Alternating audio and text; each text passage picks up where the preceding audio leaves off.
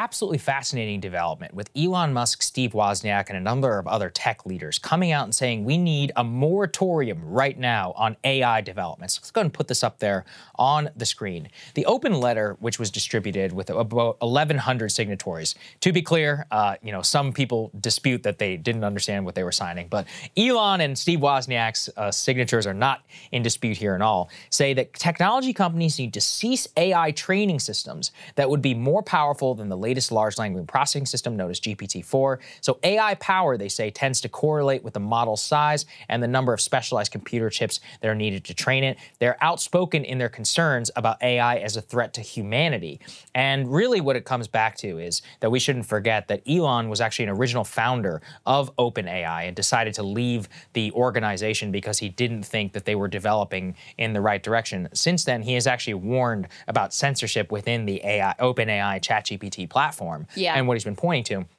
The reason I found this really interesting is there's a big split in technology right now. A lot of people are, I wouldn't say AI purists, or they're excited about the developments of AI, they're excited about the computational, and you can't help but be. But then there are others, more visionary founders, people like him and others who have been warning about what some of the dangers are, and they say, hey, we need to develop rules around this. We need to develop some sort of protocol about how we would approach these very tricky political questions.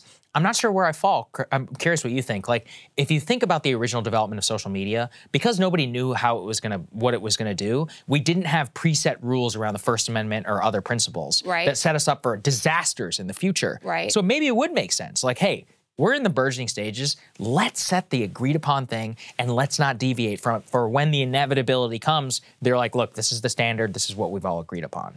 I tend to be sympathetic to the idea of, hey, let's have a pause and figure out what the hell all of this means, because this is unfolding incredibly quickly and the ramifications of it are far-reaching in terms of the labor market, in terms of like information distribution, in terms of things that we aren't, in terms of news, like everything. This is a small example, but there's just recently this picture of the Pope that went viral that had like a puffy jacket on. It was funny. Everyone thought this thing was real. Oh, really? Oh, yes. I didn't know that. It was initially, to me, it was obviously fake. Initially, no, this thing was widespread and it looked super real. And obviously, it's minor and of no consequence.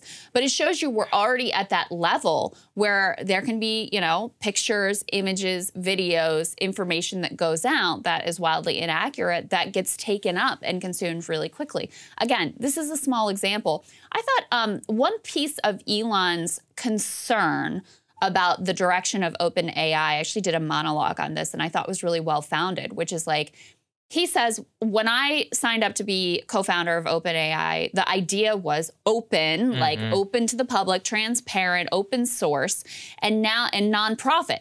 Now they've sold this off to Microsoft to use it to, profit them, probably at the expense of everybody else, because that's the way that these developments mostly work. We saw from the TikTok hearings, we may love to live in a world where our legislators are like really super on it and with it about what this is and what it means and how to regulate and wrap their arms around it. But we all know that that is not the case. So the idea of not saying, all right, we got to shut this down, but let's have a pause. Let's think about what this means. Let's think about where this is going, and let's be intentional about it from the beginning, given how fast this is all developing. To me, I'm very sympathetic to that position. I am as well. I also just don't know if it's going to be private.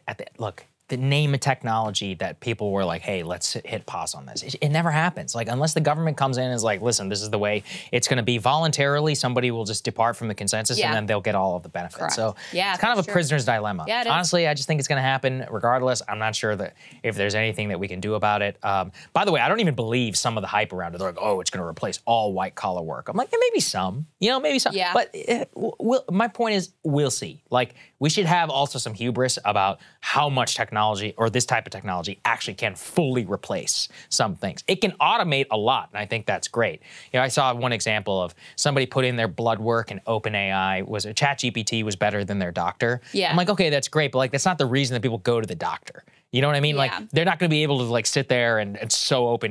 Maybe we can get to that, but there's still a lot of finesse and things that you're going to require at least some human input. Like the raw input output, like for example, like a diagnosis is very different from like emotional therapy or many of the other things that people even go to the doctor or use medicine in the first place. So That's my take. That's part of what Kevin Roose talked about, the tech reporter for the New York Times, who wrote a book about where some of this is going. Right. And he said, you know, it's easy to discount how much we sort of have a bias towards humanity, where how are you going to feel about, for example, like a work of art that you know was crafted by a human with all of their complex emotions and backstory and all of that, versus something that was spit out by AI. You're not going to have perhaps the same emotional reaction to those things. That's one example. The other example is like, you know, we talk to Starbucks baristas who are organizing sometimes.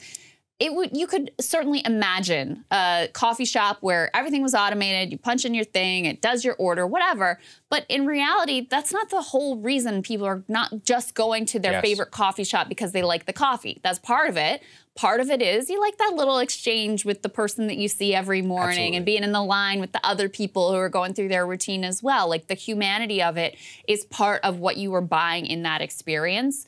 And so I agree with you that perhaps some of the most maximalist claims about what this means in the short term, I am also skeptical of. But I'm also open to the idea that even some of the small changes, like, for example, in the news business, could in and of themselves be transformative. Yeah, we can still acknowledge titanic change while also being like, hey, let's not take it too far. I mean, I always use this example, but, you know, self-driving is a good example. Right. So, like, for example, if you're ever in a Tesla and they're on full self-driving and you're exiting off of the highway, right? Well, it will slow down to like 30 miles per hour on the ramp. Who actually goes 30 miles an hour? Right. Nobody. And actually, whenever it fully slows down, you're now a danger to everybody in traffic because the flow of traffic is 70, not 30. But technically, it's like, we got to go to the speed limit. And then you manually will have to change it back up. It's actually pretty weird. And it's, or, you know, when you turn left, who actually makes a right angle left turn? Yeah. Everybody cuts the line, right? But the AI doesn't want to cut the line because that's against the rules.